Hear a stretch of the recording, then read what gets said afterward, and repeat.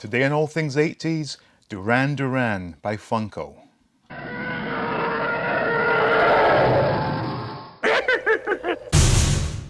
Welcome back to All Things 80s. Now, I should start out by saying that yes, Duran Duran are one of my favourite bands, so with that in mind, I will try to remain as impartial as possible.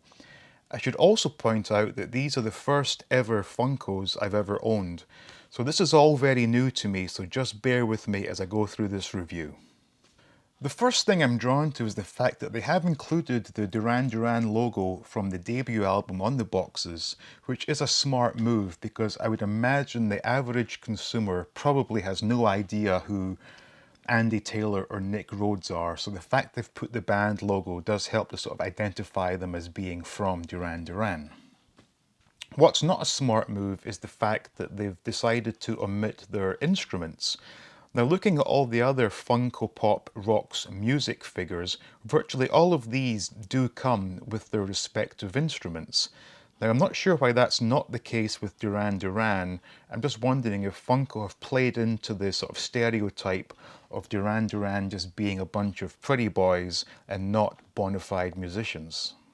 Before we get these opened, I just want to talk about the era of the band they've used as the basis for this line. Now, off the top of my head, I can think of at least 3 eras of Duran Duran that would have made for more interesting figures. First of all, we had that dystopian superhero look they had in the video for the Wild Boys. Then there was the time during the Rio period where they were constantly decked out in their Anthony Price suits. And failing that, even the blue shirt, white tie combo that was used in the Is There Something I Should Know video would have made for a much more recognisable line of figures. So now that I've got these out of the packaging, I have to say I'm slightly more impressed than I was initially. When looking at them in the boxes, they looked pretty poor if I'm being honest.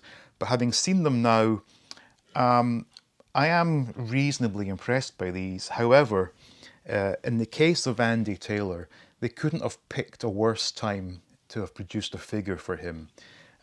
He looked quite ridiculous in real life with blonde hair, and to have used this era for the whole band, I think was a pretty poor choice, but I mentioned that in talking about the other eras that would have been better figures.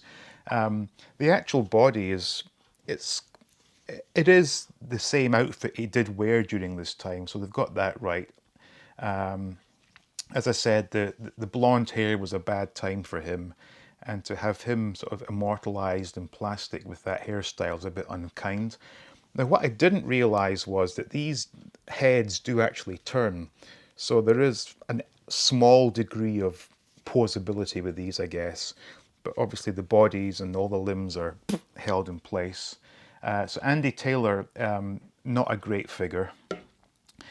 Nick Rhodes, again, looks nothing like him. I guess you have to bear in mind these are sort of caricatures, so they're not an exact representation of the person they're supposed to be depicting. But if these didn't come with Duran Duran on the box, you'd be pretty hard pressed to sort of identify who these are. Nick Rhodes, nothing like him. Simon Le Bon. This one, I am seeing it. I think it's mainly because we've seen this outfit many times, and the white headband is quite a distinctive look. So I guess this one does kind of look like Simon Le Bon, although the sort of banana or bunch of bananas hairstyle is not really how I remember things. John Taylor, if that's what they're saying, then fair enough. But again, absolutely nothing like him. And again, this is what I'm getting back to with the point that there were so many other eras of the band that were far more recognisable. So anything after this point in time, 81, would have had John Taylor quite possibly with that sort of blonde fringe on his hair. And Nick Rhodes, if they'd done, Simon Le Bon, if they'd done Nick Rhodes with orange hair, it would have been far more recognisable. So this John Taylor is could be anybody really. And lastly, Roger Taylor. Now this one is the most sort of, or it's the best likeness to the band.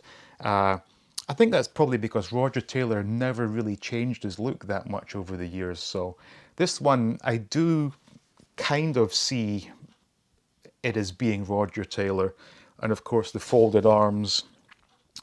But yeah, so in terms of the look of these figures, do they look like Duran Duran? Not really. When you're told it's Duran Duran, they say, oh yeah, it does look like Duran Duran, but to the casual observer, these are just a bunch of generic Funko figures, I would imagine. I imagine if these had been released back in 1984, they would have just flown off the shelves. But as it is some 36 years later, who's going to buy these?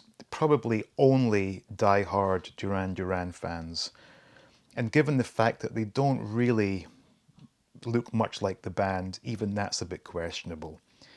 But I will say this, if any band deserved their own line of figures, it's Duran Duran, and Funko should be applauded for bringing that to the market.